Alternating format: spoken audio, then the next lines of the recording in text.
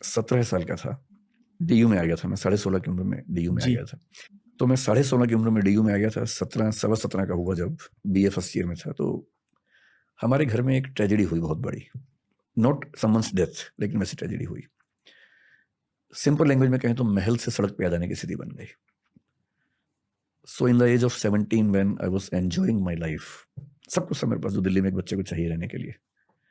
बस एक बाइक लेने वाला था मैं, उस समय ले नहीं पाया था, लेकिन दोस्तों के पास बाइक थी। उस समय अचानक ऐसा हुआ कि ये चीज़ें सब खत्म हो गई घर में, और फिर मुझे अपने पेरेंट्स और सबको सपोर्ट करने के लिए सेल्समैन की नौकरी करनी पड़ी। तो मैंने ग्रेजुएशन का अपना पूरा बाकी टाइम सेल्समैन की जॉब करते हुए निकाला। कैलकुलेटर्स बेचता था मैं, फिर प्रिंटिंग कार्ड्स बेचता था, मतलब प्रिंटिंग की एक सेटअप था, उसमें ऑर्डर्स लाना, प्रिंटिंग करवाना, सप्लाई करना, वो सब करता था। वो 2 साल बहुत टफ थे। ज़्यादा टफ ये नहीं था कि मैं काम कर रहा हूँ, वो तो ठीक है, बच्चे तो फ्लेक्सिबल होते ही हैं। अपने पेरेंट्स को बहुत अच्छी कंडीशन से अचानक बहुत खराब कंडीशन में आते हुए देखना, यहाँ सर्वाइवल भी एक क्राइसिस हो, रिस्क बहुत सारा, डेंजर बहुत सारा हो, वो बड़ा टफ था। लेकिन मैं अपने पेरेंट्स को हमेशा कहता रहा, तो मेरी माँ नहीं है, 4-5 साल पहले उनकी मृत्यु हो गई। उनको हमेशा गिल्ट रहा कि हम जब बच्चों का करियर बनने का टाइम था, हम 3 भाई हैं, मैं उस समय 17 का था, दूसरे भैया 18 प्लस के थे, बड़े भैया 20 के थे। तो जिस स्टेज में करियर बनता है सब बच्चों का, ठीक उस समय क्राइसिस आया। तो मैंने अपने पेरेंट्स को कई बार बात समझाई बाद में कि सुविधाएं तो हर पेरेंट देता है, आप भी दे ही रहे थे, और उस क्राइसिस ने हमें जितना सिखाया उतना किताबें और स्कूल और कॉलेज कभी सिखा नहीं सकते थे। So that was the turning point, first turning point in my life, big turning point, जिसमें मुझे ये समझ में आ गया कि कुछ भी हाथ से निकल जाए, डरने की जरूरत नहीं है। अब मुझे डर नहीं लगता है। हम लोग 1500 लोगों की टीम है, वी आर डूइंग गुड, पर अब डर नहीं लगता है मुझे उन सब बातों से। सेकेंड टर्निंग पॉइंट मैं कह सकता हूँ जिंदगी में तब आया जब मेरी माँ की मृत्यु 5 साल पहले हुई। वो इमोशनल सेटबैक बहुत बड़ा था मेरे लिए, जो मेरी सेल्फ इवेल्युएशन को उसने ध्वस्त कर दिया। मतलब मैं फील करता था कि मैं बहुत मजबूत इंसान हूँ और मुझे बहुत फर्क नहीं पड़ता इन चीज़ों से, लेकिन मुझे फर्क पड़ा, बहुत ज़्यादा पड़ा। मुझे कंफर्टेबल होने में 6 महीने से 12 महीने का समय लगा। एक आध महीना तो ये था कि मैं उस मुद्दे पर बात ही नहीं कर पा रहा था, बोल ही नहीं पा रहा था एक सेंटेंस भी, जबकि मैं ऐसा खुद को नहीं मानता था। बाकी काम की दुनिया में छोटे मोटे सेटबैक होते हैं। 3-4 साल पहले ऐसा हुआ कि हमारे टीचर्स के ग्रुप ने मुझे छोड़ के सबने एक साथ छोड़ दिया अचानक, और ऐसा लगा कि बहुत बड़ा क्राइसिस है, लेकिन मैनेज हो गया आराम से।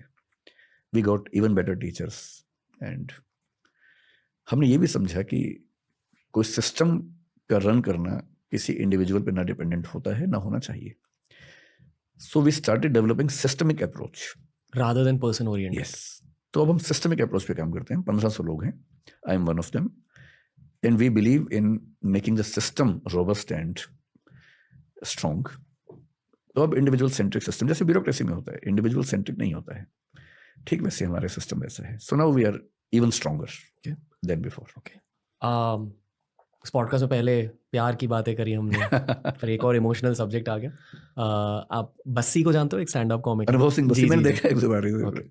उसका एक मैंने देखा था एपिसोड था, वो कॉलेज हॉस्टल में शायद कूलर बच्चों ने गिरा दिया, ऐसा कुछ था, बड़ा इंटरेस्टिंग था। बस्सी भाई आए थे पॉडकास्ट पर। अच्छा। मैंने सोचा कि मजाक करेंगे उनके साथ, जोक्स रैक करेंगे, वो पूरा पॉडकास्ट सीरियस हो गया मेंस इमोशनल हेल्थ के बारे में। इतना दर्द निकला है उस पॉडकास्ट में दोनों तरफ से। आई फील कि अक्सर लड़के एक दूसरे से इमोशनल बातें नहीं करते, और ये एक्चुअली एक प्रॉब्लम है। इस पर अगर आपको इंटरेस्ट हो तो एक सिगमंड फ्रॉइड के स्टूडेंट थी नैन्सी कोडोरो, उनको पढ़िए।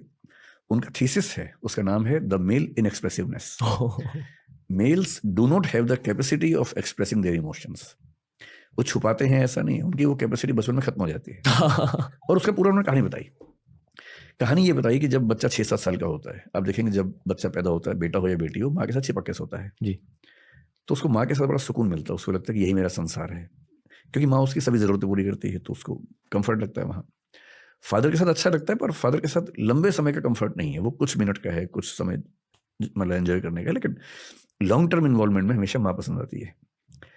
अब 6-7 साल या 8 की उम्र के बाद क्या होता है कि बेटे को हम माँ से अलग करने लगते हैं कि अलग कमरे में सो, दूर सो, और वो हर कल्चर की जरूरत है ताकि बेटे के मन में कुछ ऐसी फीलिंग्स ना आने लगे, क्योंकि वो बड़ा होने वाला है। बेटी को वो दिक्कत नहीं आती है, तो माँ और बेटी जिंदगी भर एक साथ सो भी सकती हैं, हर तरह की बात कर लेती है, क्योंकि माँ के जीवन के अनुभव और बेटी को जो अनुभव होंगे किशोरावस्था के बाद वैसे ही सेम होने वाले हैं। तो बच्ची माँ से ही बात करेगी, बेटा भी किशोर होगा पर बेटा माँ से बात नहीं कर पाएगा, और बेटे और बाप में तो और कम बात होती है। तो जो बेटा नाम का जो प्राणी है ना घर के अंदर, वो इमोशनली बहुत अकेला है। वो जब बड़ा होता है तो वो अपनी बातें, specially the changes in body जो उसको फील होते हैं, बाप से तो वो कोई बात नहीं कर पाता, तो ये तो क्या ही करेगा। माँ भी इन मामलों में थोड़ा सा पर्दा रखती है बेटे के साथ, बेटी के साथ नहीं रखती है। बहन से कैसे बात करे इस तरह की। भाई अगर है बराबर उम्र का तो शायद कर ले, पर बहुत कम घरों में भाइयों में दोस्ती वाला संबंध होता है। आमतौर पे वहाँ वो सम्मान और रिस्पेक्ट वो हावी हो जाता है। इसलिए 13-14 साल के लड़के के पास कोई चारा नहीं है सिवाय इसके कि वो अपने दोस्तों से बात करे। दोस्त भी उतने ही अकेले हैं अपने अपने घर में, सही किसी को नहीं पता है। तो कहीं कहीं से वो ज्ञान चुराते हैं, आपस में शेयर करते हैं, गैंग बनाते हैं अपना। और क्योंकि घर के अंदर से वो इमोशनल स्टेबिलिटी उनको नहीं मिलती है, सपोर्ट नहीं मिलती इन मामलों में, तो लड़के, मतलब नैन्सी कोडोरो जो बता रही है मैं उनकी बात बता रहा हूँ जी। तो लड़का एक विद्रोह के भाव में रहता है कि मुझे मेरी माँ ने मुझसे अलग कर दिया और मैं अपनी बहन की तरह माँ के साथ नहीं रह पाता हूँ। तो घर की दुनिया से डिटैच होकर बाहर की दुनिया में सुकून ढूंढता है। इसलिए आप देखेंगे जनरली लड़कों के लिए पैसा, रुतबा, पावर, बड़ा घर, बड़ी गाड़ी, इसकी जितनी वैल्यू है जनरली लड़कियों के नहीं होती है, क्योंकि वो घर के माहौल में अपनी माँ के साथ, पापा के साथ जितना सुकून उनको मिलता है, तो इनके लिए सफलता के मायने जनरली अलग रहते हैं। वो सफलता प्यार मोहब्बत में ज़्यादा देख पाती हैं। इसलिए आप फिल्मों में देखेंगे जब लड़के लड़की मिलते हैं तो लड़की क्या बोलती है, एक छोटा सा घर हो, तुम रहो, मैं रहूं। लड़का ऐसी बात आमतौर पर नहीं बोलता है। उसका सपना छोटा घर नहीं है, उसका सपना केवल तुम रहो मैं रहूं नहीं, उसका सपना है कि एक महल हो, 50 नौकर चाकर हो, 20 गाड़ियां हो, क्योंकि वो खुद को साबित करना चाह रहा है बाहर की दुनिया में। और लड़की, सभी नहीं, जनरली लड़कियों के लिए सुकून का बिंदु है घर, परिवार, दोस्तों का समूह, एक छोटा समूह जहां इमोशंस आपस में शेयर हो जाएं, न कि ऑब्जेक्ट से वो अपने आप को डिफाइन करें। और ये इसकी जड़ है बचपन का वो अनुभव जब बेटे को माँ से अलग किया जाता है। So Nancy Chodorow has beautifully written the book titled the male inexpressiveness. मैं खुद एज अ कंटेंट क्रिएटर इसका सल्यूशन ढूंढने की कोशिश कर रहा हूँ इन पॉडकास्ट के थ्रू, कि अगर दो मर्द आपस में इमोशनल बातें करें शायद कुछ इम्पैक्ट हो जाएगा सोसाइटी में। तो करनी चाहिए। आई फेल्ट कि बस्सी भाई के साथ वो हुआ। हाँ। पर 2-3 दिन पहले मेरे एक फ्रेंड है जो अपने, उनका शायद डिवोर्स होने वाला है, तो वो मेरे से बात कर रहे थे। वो बहुत ज़्यादा इमोशनल हो गए और मैं उनके लिए वहाँ रहने की कोशिश कर रहा था, और जो मेरे दिमाग में जोक्स आ रहे थे उन्हें भी ब्लॉक कर रहा था क्योंकि अक्सर आपको जोक्स क्रैक करने होते हैं अपने भाइयों के साथ, पर मैं शांति से उसकी बातें सुन रहा था। तो ये इतना मुश्किल होता है सर। आदमियों के लिए बहुत मुश्किल तो ये है कि किसी के दुख में हंसे बिना कैसे रहें। कहीं किसी की डेथ हो जाए, आप बिहेवियर देखिए आदमी और औरत का वहाँ पर क्या है। महिलाएं जब जाती हैं जी वहाँ कई महिलाएं बैठी हैं आराम से बात कर रही हैं, एक और महिला आई, सब मिलकर रोती हैं जी एकदम ऑर्केस्ट्रा की तरह से चलता है। तो वो जो महिलाएं शांति से बैठ के बात कर रही हैं, एक की और आती सब कैसे रोने लगती है मैं नहीं समझ पाता, क्योंकि उनका अपने इमोशंस पे ऐसा कैसे कंट्रोल है। सब रोएंगी 5-7 मिनट, फिर वो 7वीं महिला भी चुप हो गई, फिर बातें होने लगी, फिर 8वीं जब भी आएगी फिर 8 रोएंगी उसके बाद। तो बहुत पता नहीं कैसे मैनेज होता है। अच्छा, आदमी लोगों को आप वहाँ देखेंगे जी, किसी के दुख में जब जाते हैं, 1-8 मिनट हाथ रख के बहुत बुरा हुआ, बहुत बुरा लग रहा है। जिसको बुरा लग रहा है, जिसको दुख हुआ, बोलेगा हाँ कोई बात नहीं, हो जाता है। फिर वो जाके बैठ जाएंगे, आंसू तो भूल ही जाइए आप। फिर 6-7 आदमी जहाँ बैठेंगे, 2-4 मिनट चेहरा नीचे करके सीरियस होंगे, फिर खुसर खुसर शुरू कर देंगे कि भाई सेंसेक्स उठा के नहीं उठा, तुम्हारा काम ठीक चल रहा है। या फिर वो व्यवस्थाओं में लग जाते हैं, पानी पिलाना सबको, जूते सबकी लाइन ठीक कर देना, क्योंकि वो दुख व्यक्त करने के माहौल में रह ही नहीं सकते। जी जी। और आदमियों के साथ एक बहुत बड़ी दिक्कत यह है कि उनकी परवरिश में उनको सिखा देते हैं कि रोना कमजोरी का लक्षण है। अगर तुम्हारी आंख से आंसू निकलता है तुम लड़की हो, लड़का नहीं हो। तो लड़की होना लड़कों के लिए बहुत ही डिमीनिंग सी बात मान ली गई है, जबकि ये महिलाओं की ताकत है कि वो रो सकती हैं। उनकी दवाई भी है, दवाई है, जो हमारे पास स्ट्रेस हुआ रो लिए, बात खत्म हो गई जी। एक तो हमारा वैसे ही परवरिश का जो स्ट्रक्चर है गलत है, ऊपर से ये जो वैल्यू सिस्टम है कि रोए तो लड़की हो। अब लड़कों की दुनिया में कोई दुखी है, रोना चाहे, सब मजाक बना देते हैं उसका, जबकि सबको साथ देना चाहिए। मिलके ना भी रोएं, कम से कम साथ तो दें, गले तो लगा लें। पर रोना एक ऐसी बेहूदी बन गई है लड़कों की दुनिया में, तो फिर इलाज कहाँ से होगा?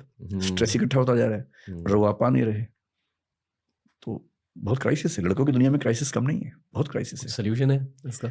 सोल्यूशन ये कि एक ऐसी कल्चर जिसमें रोना अच्छी बात मानी जाए, सप्ताह में एक बार रोने का दिन बना लेना चाहिए। जैसे होता है ना, मंगलवार को फास्ट रखना है या फ्राइडे को फास्ट रखना है, ऐसे एक दिन रोने का फिक्स कर दे कि आज रोना ही रोना है भाई, आधा जी, घंटा जी। कम से कम रो लो। वो मेरे साथ ध्यान में होता है। हाँ, तो ध्यान में मैंने सुना है कई लोगों को आंसू निकलते हैं हाँ, वो। क्योंकि आपको खुद का सामना करना पड़ता है ध्यान में, खुद के जज्बातों का सामना करना पड़ता है। मैं एक बार किसी के फ्यूनरल में गया था, किसी के फैमिली में किसी की डेथ हो गई थी, और मेरा दोस्त था वो। तो जब आप मिलते हो फैमिली मेम्बर से फ्यूनरल में, मैंने बस उससे कहा कि यार मैं हूँ तेरे लिए, इशारों से, और वो हंसने लगा अपनी फैमिली के सामने। उस दिन मुझे मर्द होने की असलियत के बारे में पता चला कि हर जगह जोक्स होते हैं यार। नहीं, मुझे लगता था जब मेरी माँ की मृत्यु हुई, मुझे लगता था कि मुझे असर नहीं पड़ेगा, क्योंकि मैं वैसा ही हूँ जैसे मर्द होते हैं हमारे देश में। वो इमोशनल एक्सप्रेशन कम करते करते इमोशनल ही नहीं रह पाते एक समय के बाद। मैं सरप्राइज था कि इतना कैसे मेरी नेचर चेंज हुई। मैं 1 महीने बोल नहीं पाया, 6 महीने फ्री नहीं हो पाया उस चीज़ से। 1 साल लग गया मुझे उस माइंडसेट से बाहर निकलने में। इसका मतलब, और मुझे खुशी है कि मैं कम से कम अपनी माँ की मृत्यु पर इतना दुखी हो पाया कि मतलब इमोशंस बचे हुए हैं, ये खुशी की बात है। हर बेटे को इस दौर से गुजरना पड़ता है एट सम स्टेज। गुजरना ही पड़ता है, और बेटा ही गुजरे अच्छा है, माँ ना गुजरे तो ही अच्छा है। मतलब माँ के लिए इस चीज़ से गुजरना कि बेटा नहीं रहा या बेटी नहीं रही, वो ज़्यादा दुख की बात है। तो ज़्यादा अच्छा है कि बेटे और बेटी ही इस दर्द को झेलें कि उनकी माँ नहीं रही, पिता नहीं रहे। If you don't mind, as a man, ने क्या सीखा उस फेज से? मैंने सीखा कि जीवन में जब तक कोई व्यक्ति है उसकी कद्र ज़्यादा करनी चाहिए, क्योंकि जाने के बाद अब कद्र कितनी भी करेंगे तो वो फ़ायदा नहीं है ना। तो मतलब मैं अपनी माँ का बड़ा सम्मान भी करता था और हमारे बीच में बड़ा प्रेम भी था, पर फिर लगता है कि थोड़ा और समय दे पाता, रोज़ 1 घंटा और बैठ पाता। ये सब दुख तो होता ही है, और ये दुख सबको होना है। जब तक पेरेंट्स हैं आप टाइम बहुत दे नहीं पाएंगे, क्योंकि आप खुद व्यस्त हैं अपनी ज़िंदगी में। आप सुविधाएं दे देंगे, समय नहीं दे पाएंगे। और समय में दिक्कत ये भी है कि उनकी जनरेशन का थॉट प्रोसेस, रुचियाँ इतनी अलग हैं कि हम 2, 4, 5 मिनट के बाद कोई कॉमन पॉइंट भी नहीं बचता, क्या बात करें। जब केयर हम कर रहे हैं, वो भी हमारी केयर कर रहे हैं, लेकिन अब विचार और अनुभव और दुनिया, ज़रूरतें इतनी अलग अलग हैं, ज़्यादा बात हो नहीं पाती है। लेकिन फिर ये कि जब वो नहीं रहते हैं तो लगता है कि काश और समय दिया होता। ये तो है। ये तो मैं अब सबको इतना ही बोलता हूँ जिनके पेरेंट्स ऐसी किसी अवस्था में है कि भाई जितना हो सके करो और समय भी दो, बाद में मलाल ना रहे कि कुछ कमी रह गई। ये गिल्ट बड़ा गहरा गिल्ट होता है। मैं लाइफ के उस फेज तक पहुंच गया हूँ जहाँ मुझे ऐसा लग रहा है कि मेरे सारे फैमिली मेम्बर्स, मेरे माता पिता, चाचा, मामा, मामी, सब लोग अभी थोड़े थोड़े बच्चे की तरह बन रहे हैं, हाँ, और मुझे अल्फा बनने की ज़रूरत ज़्यादा फील हो रही है। ये भी अजीब फेज है। 30 से 40 की उम्र जिसमें अब आप आने वाले हैं ना, इस उम्र में पेरेंट्स की केयर ज़्यादा करने का मामला बनता है, और 40 से 50 के बीच में जनरली उनकी जुदाई झेलने का समय आता है। जनरली हमारे देश में जो एवरेज एज है उसके हिसाब से, किसी किसी केस में थोड़ा जल्दी होता है, किसी में बहुत बाद में होता है, लेकिन ऑन एन एवरेज 40 से 50 के बीच में ऐसा झटका लगता है। So yes, you have to be more attentive towards them. और क्या होता है इस उम्र में आके ना, उन्होंने जो अचीव करना था मोरलेस कर लिया होता है, वो रिटायर्ड लाइफ के आसपास पहुंच चुके होते हैं। उनकी रिक्वायरमेंट ये बहुत ज़्यादा नहीं है कि फाइनेंशियली कोई सपोर्ट करे, मतलब मिडिल क्लास में, क्योंकि वो जनरली इतना उनके पास होता है कि वो अपना काम चला लेते हैं। वो बहुत बड़ा इशू नहीं होता कई घरों में। उन्हें उनकी उम्र के कुछ दोस्त मिल सकें, ऐसा माहौल आप बना सकें, और उनके साथ दिन में 10 मिनट, आधा घंटा कम से कम बैठ के बात कर लें। हो सके तो इमोशनल बातचीत, जो पहले की जनरेशन्स में आसान नहीं होता था। अब जो नई जनरेशन्स हैं, पेरेंट्स के साथ इमोशनल बातचीत ज़्यादा कर पा रहे हैं। तो अब नई जनरेशन्स में इमोशंस का गैप कम हुआ है, एक्सप्रेसिव ज़्यादा हैं बच्चे, और मैं देखता हूँ कि पेरेंट्स साथ बच्चों के दोस्त पहले की तुलना में ज़्यादा बन पा रहे हैं, विच इज़ गुड। लेकिन फ्रेंडली कितना ही बन लें, फ्रेंड तो नहीं बन पाएंगे, क्योंकि वो बच्चे नहीं बनाना चाहेंगे ना, फ्रेंड तो क्यों बनाएंगे। पर फ्रेंडली भी अगर हो पा रहे हैं तो ज़्यादा अच्छा है। कि मुझे लगता है आज से 30 साल बाद, जब मैं 30 तो शायद बच्चे भी नहीं, मेरे 20-25 बच्चे होंगे। आप ये सच में मानते हो? मुझे बचपन में किसी ने कहा कि तुम्हारी उम्र 77 ईयर्स की है। अब मुझे नहीं पता उस बात में कितना वजन है, पर मैं 50 का होने वाला हूँ। तो मेरे मन में बैठ गया कि मैं 77 की एज में मरूंगा। बैठ गया है, हो सकता है एकदम गलत हो, कल का भी क्या भरोसा है। इसको ब्लिक कहते हैं फिलोसफी में। क्या? ब्लिक। ब्लिक का मतलब है कोई ऐसी चीज जिसका कोई कॉग्निटिव एविडेंशियल बेस नहीं है, पर एक बात बैठ गई है मन में, and which you treat as a fact and you decide about something on that basis. तो मैं ये मान के चलता हूँ कि मेरी एज 77 तक रहने वाली है, तो मैं प्लानिंग उसी हिसाब से करता हूँ कितने साल बचे हुए हैं। हो सकता है मैं करीब मर जाऊँ, क्या भरोसा हो, तो कुछ भरोसा नहीं है। लेकिन हाँ, मतलब मेरा अनुमान है कि वैसे भी तो भारत की एवरेज एज उतनी ही है, तो मैं क्यों मानूं कि उससे ज़्यादा मिलेगा। सो ब्लिक इज जैसे वही मुझे ब्लिक है कि 77 तक करीब रहना है, 25-27 साल हो गई है, तो उसी हिसाब से फिर मैं अपनी ज़िंदगी के बाकी फैसले करूँगा। ओके। अजीब सवाल, कभी भी कर्मा, पुनर्जन्म जैसी चीज़ों के बारे में सोचता हूँ? मैंने इन पे खूब पढ़ा है, मतलब ये मेरे फेवरेट टॉपिक्स हैं। आत्मा, पुनर्जन्म, कर्म, इन सब के बारे में सोचता हूँ और लंबी बात कर सकता हूँ इन विषयों पर, जिस पे आपका इंटरेस्ट हो, जिस लेवल तक हो। एकदम एंड के लेवल तक इंटरेस्ट है मेरा। तो पूछिए क्या पूछना है। मैं मानता हूँ कि जिंदगी के 2 कर्तव्य होते हैं। एक आपका मटेरियल कर्तव्य जो हर इंसान के लिए अलग होता है, पर उसका एंड हर इंसान के लिए सेम होना चाहिए, और वो है जनहित, सोसाइटी। ठीक है। दूसरा कर्तव्य है आध्यात्मिक ग्रोथ, जो आपको एक अच्छे इंसान बनने की वजह से थोड़ी सी मिलती है, भगवान को याद करने से थोड़ी ज़्यादा मिलती है, और अध्यात्म की पढ़ाई और मेडिटेशन से सबसे ज़्यादा मिलती है। ये मैं मानता हूँ, क्योंकि अध्यात्म की इंट्रोडक्शन मेरी लाइफ में हुई थी ऑटोबायोग्राफी ऑफ अ योगी की वजह से, जो योगानंद परमहंस की किताब है। I know. ये क्रिया योगा की फिलोसफी से। और जिंदगी ने मुझे ये सिखाया कि अगर आप जेन्युइनली, अगर आपके काम में आप इंटेंशन डाल देते हो कि ये काम लोगों के लिए या ये काम हीलिंग के लिए, तो भगवान आपका भी ख्याल रख लेता है। ये मैं मानता हूँ। तो मैं बस इन्हीं 2 फिलोसफीज को लेकर मेरे लाइफ में आगे बढ़ रहा हूँ, और मेरा होप ये है कि अर्ली रिटायरमेंट लेकर मैं पूरे तरीके से सिर्फ सोशल वर्क और मेडिटेशन में घुस सकूं।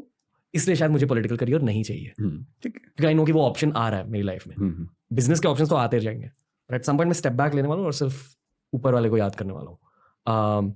क्योंकि जितना मैंने किताबों से पढ़ा है, मैं ये डेफिनेटली मानता हूँ कि मोक्ष, निर्वाणा जैसी चीज़ होती है। हम इस संसार में आते रहेंगे जब तक हमें अल्टीमेट स्पिरिचुअल प्रोग्रेस ना मिले, तब तक। और आई वुड लव कि अगर भगवान भी ये चाहे कि ये मेरा आखिरी जन्म हो इस संसार में, और मैं पूरे फोर्स के साथ वो कोशिश करूंगा कि ये असल में मेरा आखिरी जन्म हो, क्योंकि मुझे पता है कि मेरे अंदर कितना फोर्स है कि ये सब बना है।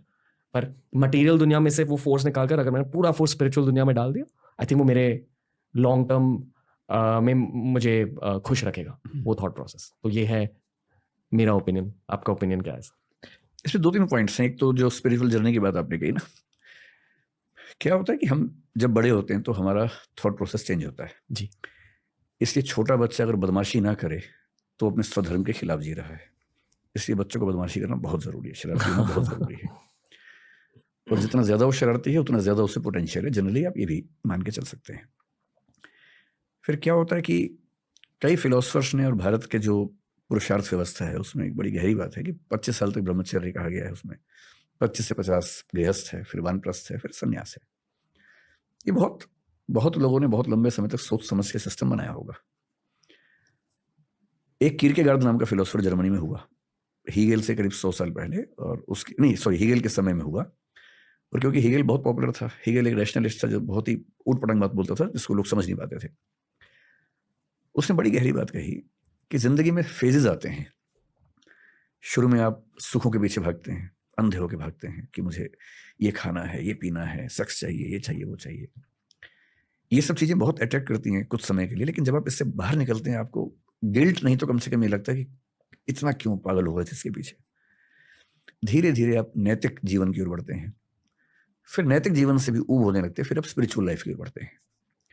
इसी बात को एक शायर ने बड़े खूबसूरत अंदाज में कहा। मेरा बेटा अभी 16-17 साल, 16.5 साल का, उसका फेवरेट शेर है, वो बड़ा शेर आजकल सुनाता रहता है मुझे। फितूर होता है हर उम्र में जुदा, फितूर होता है हर उम्र में जुदा, खिलौने, माशूका, रुतबा और खुदा। तो आपकी खिलौने की उम्र चली गई है, माशूका आप कह रहे हैं कि एक बार ब्रेकअप हो ही गया आपका। एक बार नहीं, अच्छा, ज़्यादा बार हो गया, मल्टीपल ब्रेकअप्स। रुतबा आपके पास है ही, तो बचता खुदा ही है। सीधी सी बात है कि अब आपके मन में वही चीज़ आएगी। इसी बात को स्टैंडर्ड तरीके से अब्राहम मैस्लो ने समझाया कि हमारी ज़िंदगी में नीड्स चेंज होती हैं, और आप एग्जैक्टली वही बात कर रहे हैं जो उसने कही थी कि शुरुआत में फिजियोलॉजिकल नीड्स होती हैं, भूख, नींद। अगर आपकी नींद पूरी ना हो 2 दिन तो आप ध्यान की बात कभी नहीं सोचेंगे। नींद पूरी होगी, पेट भरा होगा तो आप ध्यान की बात सोच सकते हैं। पेट खाली होगा तो ध्यान बिल्कुल नहीं आएगा उस समय। फिर सेफ्टी की नीड है, आप यहाँ हैं, आसपास 3 लोग चाकू लेके खड़े हैं, ध्यान बिल्कुल दिमाग में नहीं आएगा, पहले सेफ्टी चाहिए। तो फिजियोलॉजिकल पूरा हो जाए, सेफ्टी पूरी हो जाए, फिर प्रेम चाहिए जीवन में। प्रेम नॉट एग्जैक्टली कि अपोजिट सेक्स वाला प्रेम ही चाहिए, पेरेंट्स का भी हो सकता है, दोस्तों का भी हो सकता है, उसकी भी नीड रहती है। इसलिए आप देखेंगे लोग अपने 20 से 30 की उम्र में करियर ओरिएंटेड इतने ज़्यादा होते हैं कि दोस्तों को भूल जाते हैं, क्योंकि उस सेफ्टी की नीड पे फोकस होते हैं। और सेफ होते ही दोस्तों को याद करते हैं वापस कि यार कहाँ चलो बैठते हैं, क्योंकि अब उनको प्रेम चाहिए, मित्रता चाहिए। प्रेम के बाद होता है एस्टीम, इज्जत, रुतबा, जो आपको बहुत जल्दी मिल गया। कई लोगों को ताउम्र नहीं मिल पाता है, किसी को लेट मिलता है। जब इज्जत भी मिल गई, प्रेम भी मिल गया, सेफ्टी भी है, पेट भरा हुआ है, तो जो नीड पैदा होती है उसको सेल्फ एक्चुअलाइजेशन बोलते हैं, जिसको गीता की भाषा में कहते हैं स्वधर्म, कि मैं किस चीज के लिए पैदा हुआ हूं, अब वो काम करना है। और ये आमतौर पर सोशल टच इसमें आता है, जैसे वानप्रस्थ भारतीय परंपरा में है कि 50 तक कमा लो, परिवार सेट कर लो, 50 के बाद सोचो कि भाई अब 20-25 साल बचे, 30 साल बचे, कितना अपने लिए करोगे, जिस समाज से लिए उसको लौटाओ। वानप्रस्थ का मतलब है परिवार में रहते हुए तटस्थ होने की प्रक्रिया, डिटैच होने की प्रक्रिया, कि मैं हूं संसार में, परिवार में हूं, रिश्ते निभाऊंगा, लेकिन अब मेरा ज्यादा ऊर्जा और समय समाज को खर्च होगा, समाज के लिए खर्च होगा। इसी को अब्राहम मैस्लो क्या बोल रहा है, सेल्फ एक्चुअलाइजेशन। वो नेसेसरीली समाज नहीं है। कोई अगर पेंटिंग करने का बहुत शौक लेकर पैदा हुआ, वो पेंटिंग करे, इस बात से मुक्त हो गया कि पैसा आएगा या नहीं। 3 इडियट्स फिल्म में जो थीम थी कि भाई अपना हुनर है ना, उसके पीछे दौड़, सफलता आ जाएगी अपने आप। संगीत की साधना करो, एकेडमिक्स में जाना, पढ़ो, नॉवल लिखो, डायरी लिखो, कुछ करो। अब्राहम मैस्लो ने बाद में फिर से रिवाइज किया अपने सिस्टम को और कहा कि एक और नीड है, किसी किसी को छठी नीड होती है, जो आपके साथ हो रहा है, वो है सेल्फ ट्रांसेंडेंस। सेल्फ ट्रांसेंडेंस का मतलब है अपने आप से मुक्त होना, अपने से परे जाना, जिसको हम अध्यात्म कह देते हैं। और अध्यात्म का बहुत ध्यान रखना है, स्पिरिचुअलिज्म और अध्यात्म एक बात नहीं है, बहुत बड़ी गलतफहमी है। स्पिरिचुअलिज्म शब्द वेस्ट का है, स्पिरिट से आ रहा है, और स्पिरिट क्या है, क्रिश्चियनिटी में ट्रिनिटी है, God the father, God the son and the spirit, holy spirit. God the father God है, गॉड द सन जीसस है, और होली स्पिरिट वो चेतना है, जैसी चेतना हर ह्यूमन बीइंग को लेके आनी है। स्पिरिचुअलिज्म का बेसिक मतलब है अपने स्पिरिट को होली स्पिरिट से कनेक्ट करना। So that is basically religious belief in Christianity. अध्यात्म वो नहीं है, ये अधि आत्म है। आत्म का मतलब एक सेंस में होता है मैं, एक सेंस में आत्मा होता है। अधि मतलब उससे बड़ा, मैं से बड़े स्तर पर जाने की यात्रा है। वो यात्रा समाज से भी हो सकती है कि मैं सिर्फ अपने बारे में क्यों सोचूंगा, समाज के बारे में सोचूंगा, देश के बारे में सोचूंगा, that is as good as अध्यात्म। लेकिन उसी में अगला स्तर आता है कि मैं इस पूरी प्रकृति के साथ एक क्यों ना हो जाऊं, और पूरी प्रकृति ही क्यों, उसके बियॉन्ड भी एक क्यों ना हो जाऊं। इसलिए आप देखेंगे जो दुनिया भर के स्पिरिचुअल लोग हैं ना, जो मिस्टिक्स हैं, मिस्टिसिज्म में रहते हैं, उनमें से कुछ को जब वो उस लेवल पे जाते हैं, उनको दुनिया के कण कण में ईश्वर दिखता है। कुछ को दुनिया निरर्थक दिखती है, उनको लगता है कि मेरे अंदर ईश्वर है, दुनिया में नहीं है। कबीरदास ने एक दोहा लिखा, मोको कहाँ ढूंढे रे बंदे, मैं तो तेरे पास में, ना मैं देवल ना मैं मस्जिद ना काबे कैलाश में। कि ईश्वर और उनका जब तादाद में हुआ, जैसा वो कह रहे हैं कि मुझे कहाँ ढूंढ रहे हो भाई, मैं तो तेरे अंदर हूं, ना देवल में हूं, देवालय में हूं, ना मस्जिद में हूं, ना काबा ना कैलाश, कहीं नहीं हूं। पर किसी किसी को दुनिया का कण कण लगता है कि हर जगह ईश्वर है। तब वो क्या बोलता है, वही कबीर क्या बोल रहे हैं, लाली मेरे लाल की जिद देखूं तितलाल, लाली देखन मैं चली मैं भी हो गई लाल। दुनिया के कण कण में लालिमा दिख रही है ईश्वर की। तो इंट्रोवर्टिव एक्सट्रोवर्टिव आप किस मिस्टिसिज्म में जाएंगे, संयोग की बात है। लेकिन एक लेवल के बाद जो लोग ईश्वर को मानते हैं गहराई से, उनको ये नीड महसूस होती है कि अब मैं उसके साथ कनेक्ट कैसे हूं। This is a kind of spiritualism जो आप शिद्दत से महसूस करते हैं। जहां तक मेरी बात है, मैं गॉड को लेके वैसा फील नहीं कर पाता हूँ, मेरे अंदर ऐसी फीलिंग बहुत ज्यादा है। मैं एग्नोस्टिक हूँ, मैं ये मानता हूँ कि दुनिया गॉड ने बनाई है, ऐसा हो भी सकता है, नहीं भी हो सकता है। ये भी हो सकता है कि अपने आप बनी हो, एवोल्यूशन के प्रोसेस में बनी हो। मुझे ये जरूर लगता है कि ज्यादा चांसेस हैं कि कोई ना कोई फोर्स है इस सब के पीछे, पर वो फोर्स वैसी एकदम नहीं है जैसा धर्मों के लोग मानते हैं। वैसा होने का स्कोप ही नहीं है, क्योंकि सारे धर्म जब पैदा हुए, जनरली आप देखेंगे 6th सेंचुरी BC में लगभग अधिकांश धर्म पैदा हुए। चाहे हम बुद्धिज्म की बात करें, जैनिज्म है पुराना, लेकिन महावीर उस समय पैदा हुए। कन्फ्यूशनिज्म 6th सेंचुरी BC में हुआ, ताओइज्म उसी समय का चाइना में, क्रिश्चियनिटी लगभग उसके 600 साल बाद हुई, जुडाइज्म थोड़ा सा पहले से है, 6th सेंचुरी BC के आसपास कुछ कुछ दिख रहा है उसमें। Islam as an organized religion काफी देर में हुआ, हालांकि वो मानते हैं कि एडम के समय से उनका धर्म चलता है।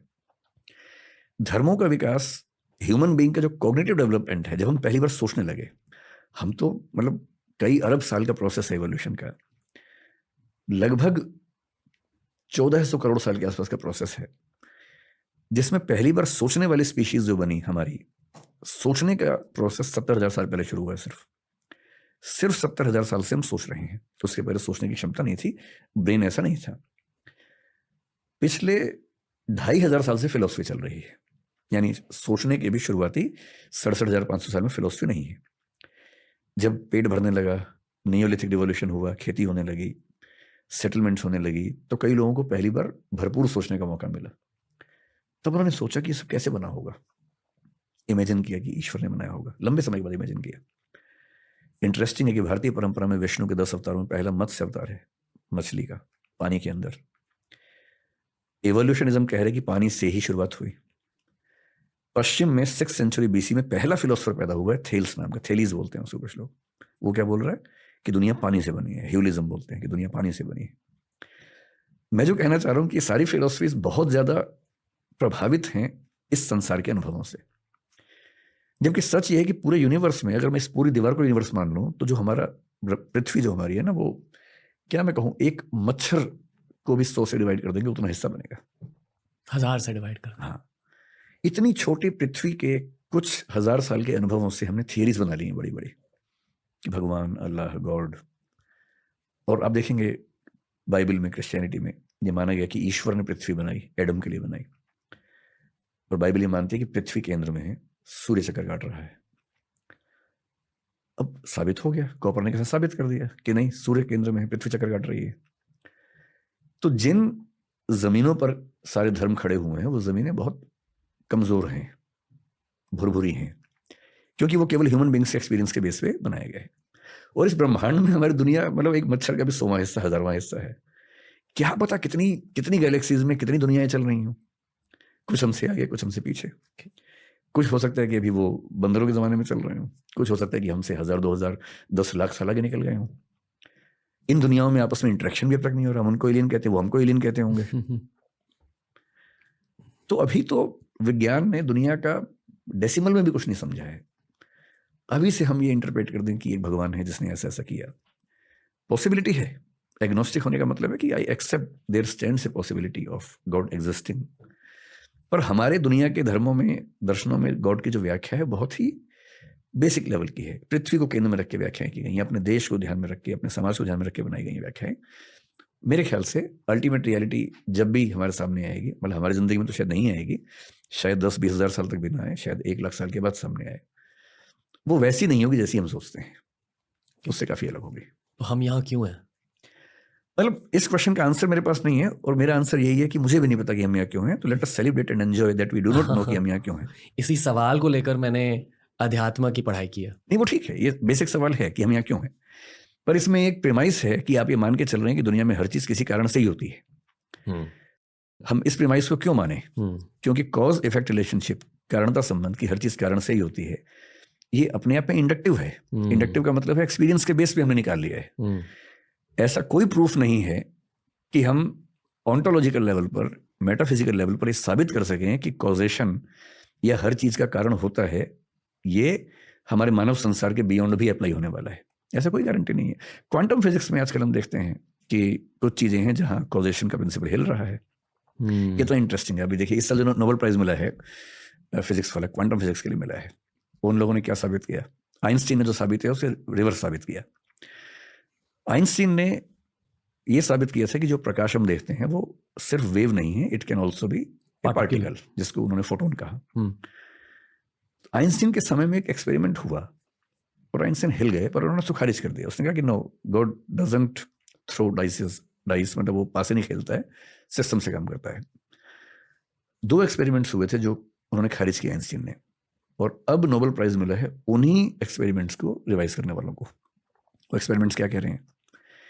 एक थियरी क्वांटम फिजिक्स में आई है, डबल एंटेंगलमेंट, जिसको आइंस्टीन ने खारिज किया था, जो कहती है कि ऐसा हो सकता है कि यहां मान लीजिए ये एक पार्टिकल इस माइक का है। क्वांटम का मतलब सब एटॉमिक, न्यूट्रॉन, प्रोटॉन, इलेक्ट्रॉन, उस लेवल की जो स्टडीज हैं। हो सकता है कि ये पार्टिकल एंटेंगल्ड हो किसी और गैलेक्सी के किसी पार्टिकल के साथ। और एंटेंगल का मतलब है कि अगर ये हल्का सा मूव करेगा तो वो ठीक उसी समय रिवर्स मूव करेगा जी। आइंस्टीन का मानना था कि स्पीड ऑफ लाइट से तेज कुछ नहीं हो सकता, जो कि 3 लाख किलोमीटर पर सेकंड होता है। इसमें क्या हो रहा है कि यहां कुछ मूवमेंट हुआ, वहां मूवमेंट हुआ, और इसके बीच का गैप 50 करोड़ लाइट ईयर भी हो सकता है, और तब भी दोनों एक साथ मूव कर रहे हैं। अगर ऐसा कनेक्शन है तो इसका मतलब है कि लाइट की स्पीड वाली बात खत्म हो गई। मतलब लाइट से भी कुछ या तो ज़्यादा तेज है, या उसकी स्पीड हम सोच ही नहीं सकते कितनी तेज है, मन की स्पीड से ज़्यादा है, और मन को तो फिजिकल ऑब्जेक्ट नहीं मानते हम उस सेंस में। फिर वो जो प्रकाश की किरण है, जब डबल स्लिट एक्सपेरिमेंट यूज किया गया तो देखा गया कि वो बिहेव करती है अलग अलग जब उसको देखा जाए और जब ना देखा जाए। अगर आपने एक्सपेरिमेंट किया, डबल स्लिट एक्सपेरिमेंट बोलते हैं, दो पार्ट से बांटते हैं, तो देख रहे हैं तो शायद उसका बिहेवियर हो जाता है पार्टिकल वाला, नहीं देखते तो वेव वाला हो जाता है, और जैसे ही उसको ऑब्जर्व करने का इंस्ट्रूमेंट लगता है बिहेवियर चेंज हो जाता है। इसका मतलब जिसको आप भौतिक मान रहे हैं वो इतना भौतिक भी नहीं है। यानी कि ऑब्जर्व किए जाने से, भाई हमें कोई ऑब्जर्व करता है हमारा बिहेवियर चेंज हो जाता है, ये तो समझ में आता है, लेकिन लाइट के पार्टिकल्स का बिहेवियर अगर चेंज होता है देखे जाने से, इसका मतलब भौतिक और चेतन, मैटर और कॉन्शियसनेस का जो डाइकोटमी हम मानते हैं कि दोनों अलग अलग हैं, शायद वो भी नहीं है। और अगर परसीवर के देखने से रियलिटी चेंज हो रही है तो शायद शंकराचार्य ठीक कह रहे थे। और जो श्रोडिंगर नाम के साइंटिस्ट हुए जो आइंस्टीन के खिलाफ क्वांटम फिजिक्स में खड़े हुए थे, उन्होंने भारतीय दर्शन का तत्वमसी सिद्धांत जो उपनिषद का उसको फॉलो किया, उस पर लिखा बहुत ज्यादा। क्वांटम फिजिक्स में उनसे बड़े विद्वान दुनिया में नहीं हुए। इसलिए इतने रहस्य हैं कि मुझे नहीं लगता कि हमारे जीते जी कोई अंतिम फैसला हो पाएगा, लेकिन जब भी होगा बहुत इंटरेस्टिंग होगा। शंकराचार्य ने क्या कहा था? शंकराचार्य कह रहे हैं कि सरल भाषा में अगर मैं आपको समझाऊं कि रियलिटी के 3 लेवल्स होते हैं। सबसे नीचे का लेवल प्रतिभास है। जब आप नींद में हैं, सपना देख रहे हैं, वो प्रतिभास है। आप सपने में हैं तो आपको सपना एकदम रियल लग रहा है। सपने में शेर आ गया, आप डर भी रहे हैं, पसीना भी आ रहा है, भाग भी रहे हैं, हाफ भी रहे हैं, गिर भी रहे हैं, चोट भी लग रही है, खून भी बह रहा है, सब कुछ हो रहा है, और आप एकदम उस मोमेंट को जी रहे हैं। अचानक नींद खुल गई, और नींद खुलते समझ में आया कि अरे सब झूठ था। ये व्यवहार की दुनिया है जिसमें हम लोग बैठे हुए हैं। अब शंकर कह रहे हैं कि इंटरेस्टिंग बात है कि इसके बियॉन्ड भी एक दुनिया है। जैसे सपने से निकलते ही समझ में आता है कि सपने में सब झूठ था, वो चेतना से क्रिएट हो रहा था, रियल नहीं था। सपने का शेर, सपने की मेज फिजिकल लग रही थी, पर सपने से निकलते ही समझ में आया कि वो तो कॉन्शियसनेस ने मेज बनाई थी। वो लकड़ी की कहाँ थी? लकड़ी की समझ में आ रही थी, पर लकड़ी की नहीं थी, वो तो विचार से बनी हुई थी। अब यहां आप बैठे, मैं बैठा हूं, कुर्सी है, ये माइक है, सब फिजिकल है। हो सकता है कि एक दिन थर्ड लेवल पर हम पहुंचे जिसको शंकराचार्य पारमार्थिक स्तर बोलते हैं, प्रातिभासिक, व्यावहारिक, पारमार्थिक। और वहां पहुंचते ही समझ में आया कि अरे यार ये भी झूठ था। इसलिए वो बोलते हैं कि सत्य के 3 स्तर हैं, और जब तक वो रेफ्यूट नहीं होता हमें सत्य लगता है। रेफ्यूट होते ही, और रेफ्यूट होने का मतलब नेक्स्ट लेवल पे जाना। नेक्स्ट लेवल ब्रह्म का लेवल है, और वहां जाके समझ में आता है कि जो रियलिटी हम मान रहे थे वो सिर्फ परसेप्शन था। और फिलोसफी में कई लोग ऐसा मानते हैं कि हम जो परसीव करते हैं रियलिटी उतनी ही है, और हमारे परसेप्शन से ही बन रही होती है। There is nothing real as such, reality is what we construct. ये बात पश्चिम में हीगल भी कह रहा है, पश्चिम में कांट भी। कांट तो यहाँ तक कह रहे हैं कि कप जो है हम जान नहीं सकते कैसा कप है, वी कैन ओनली परसीव, और जो हम परसीव करते हैं सब एक जैसा, that is phenomena, that is not noumena. Noumena is the ultimate reality, the cup in itself is noumena, the cup how we perceive is phenomena. तो हमारी बहुत लिमिटेशंस हैं। हम इस दुनिया को जितना समझने का दावा करते हैं, हम ढेला भर नहीं समझते दुनिया को, और दुनिया के बियॉन्ड भगवान को समझ लेंगे, ये तो बहुत बड़ी बात हो गई। मुझे लगता है कि हम लोग बहुत छोटे हैं, और उसको समझने का दावा करना ठीक नहीं है। समझने की कोशिश करना ठीक है, और वो कोशिश इस उम्र में सफल नहीं होगी, ये मान के, और इस चीज से सुकून में रहना कि ठीक है हम कोशिश कर रहे हैं, नहीं होगा तो नहीं होगा। इसमें क्यों बेचैन होना है कि जिस चीज का ज्ञान हो ही नहीं सकता, उसके मामले में ये सुकून काफी है कि मैंने ज्ञान की कोशिश तो की, और मैंने बिना जाने किसी झूठी बात को स्वीकार तो नहीं किया। जब सारी दुनिया एक चीज को फॉलो करके पीछे दौड़ रही थी, मैं कम से कम रुक गया कि तब तक नहीं मानूंगा जब तक भरोसे के लायक जानकारी ना हो जाए। मैं कम से कम रुका तो, या जब तक मैंने खुद उस चीज का फील नहीं कर लिया, जान नहीं लिया, तब तक क्यों उसको मैं मान लूं। आज मैंने ये फील किया है कि आपकी इतनी बड़ी फैन फॉलोइंग क्यों है। मैं गप्पे अच्छी कर लेता हूँ। किसी ने इतनी ज्यादा डीप बातें नहीं की है इस पॉडकास्ट पर, इतनी ज्यादा क्लैरिटी के साथ। आपको लगता है कि लोगों को ऐसी बातें सुननी है आजकल? हाँ, सरप्राइजिंगली, क्योंकि जब मैंने फिर अभी मैंने अपना चैनल शुरू किया कुछ दिन पहले, पिछले साल एक डिस्प्यूट हुई थी, मेरे एक वीडियो की क्लिप कुछ लोगों ने फैलाई, उसमें ऐसा लग रहा है कि मैं जो सीता माँ है उनका अपमान कर रहा हूँ, लेकिन वो ऐसी जगह काटा गया कि वो लिटरेचर का पार्ट था। तो बहुत डिस्प्यूट हुई उस समय, बहुत मतलब FIR वगैरह वो सब चीज़ें भी हुई। तो मुझे लगा कि कभी ऐसा हो तो कम से कम मेरा अपना एक मंच तो हो। दृष्टि IAS का एक बड़ा प्लेटफॉर्म है, उसमें 10 मिलियन से ज़्यादा सब्सक्राइबर्स हैं, लेकिन मैं नहीं चाहता कि मैं अपनी पर्सनल लड़ाइयाँ उस पर लड़ूँ, वो तो एक ऑफिशियल चैनल है। So I started my own channel मेरे नाम से, विकास दिव्यकीर्ति। अभी मैं वीडियो तो बहुत कम अपलोड कर पाता हूँ, 12 वीडियो अब तक अपलोड किए हैं, और उस पर सब्सक्राइबर्स लेकिन 22-23 लाख के बीच में कहीं हैं। तो मैंने जब उसको शुरू किया तो मैंने कहा मैं इससे फिलोसफी की बातें करूँगा।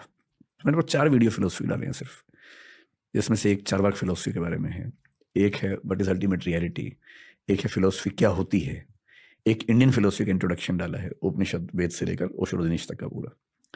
मेरा ख्याल था कि इन विषयों को कौन सुनना चाहेगा, तो मैंने अज्यूम किया था कि 1-2 लाख लोग उसको शायद देखेंगे, और लेकिन सरप्राइजिंगली वो वीडियोस करीब 50 लाख 45 लाख लोगों ने देखे हैं और डिमांड कर रहे हैं कि और बनाओ वीडियो। अब मुझे टाइम 1-2 महीने से नहीं मिल पा रहा, मैं बहुत बिजी चल रहा हूँ क्लासेस वगैरह में। So maybe in next 1.5 months my batches will be over and then I'll restart with the channel. कब स्टार्ट कर रहे हो? क्या? The Vikas Divya Kirti show. मतलब आप चाहेंगे मैं पॉडकास्ट शुरू करूं अपना? जी। हाँ तो कर देंगे जल्दी। और आपको एक कॉन्वर्सेशनल पॉडकास्ट करना है। हाँ मैं फिर वही करूंगा, बातचीत करूंगा, जहां आप मतलब खुल के एकदम एक्सपेंसिवली टाइम लिमिट के बिना हर हफ्ते एक एपिसोड आप रिलीज कर दो, तो पूरा देश देखेगा। टाइम की बड़ी किल्लत रहती है, लेकिन मैं कोशिश करूंगा, जरूर करूंगा। मतलब पहली बार सुझाव मिला तो सीरियसली इसको लेता हूँ, क्योंकि फॉर द पॉडकास्टर जो आप बनोगे अभी, ये एक बहुत, एटलीस्ट फॉर मी, मैं खुद के पर्सपेक्टिव से बता, बहुत एवोल्यूशनरी प्रोसेस होता है, क्योंकि आपको चैलेंज किया जाता है हर हफ्ते में एक बार। कोई अच्छा गेस्ट आपको चैलेंज करेगा, जैसे कि आज आपने मुझे चैलेंज किया, and this is what I live for. ये इस करियर का रश होता है कि जब कोई आपको चैलेंज करेगा तब आपकी ग्रोथ होती है। हाँ ठीक बात है। दैट्स इट, यही था आज का पॉडकास्ट। कैसा लगा सर? बहुत बढ़िया, खूब मजा आया मुझे। आपको? बहुत बहुत अच्छा लगा। मतलब जितना मैं कहूँ कम होगा। आपने बहुत इन्फॉर्मेशन लोड किया मेरे दिमाग में सर, इसलिए I am lost for words. Just want to say thank you. जो मैंने इस पॉडकास्ट के शुरुआत में कहा कि विजडम मीट्स कंपैशन, यही थी इस पॉडकास्ट की थीम। तो थैंक यू सर। देश के लिए भी बहुत कुछ कर रहे हो as a thought leader, and I wish you all the best and even more sir. जो भी आपके दिल में है वो सब होना चाहिए, और जो भी आपके दिल में नहीं भी है अध्यात्म के बारे में वो भी शायद होना चाहिए आपके साथ। Thank you, lots of love, lots of respect.